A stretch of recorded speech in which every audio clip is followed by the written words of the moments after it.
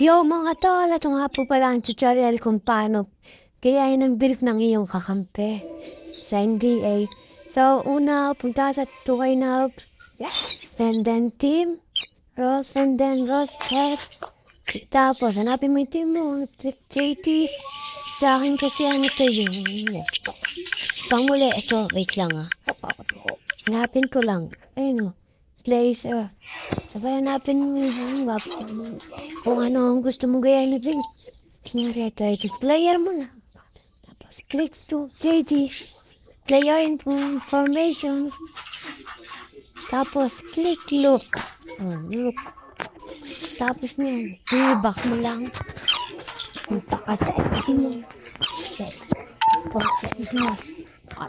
Tapos, ano mo naman to yung kinaya mo na build. Panoorin nyo lang ang pinipindot ko. Yan. I-change nyo lang mga pakapanood dito. I-change nyo lang kung gusto nyo. Kaya ng Pilipino yung kakampi. Yan. Ay na to. Ano nangyayari? Wala pa. Wait lang natin guys.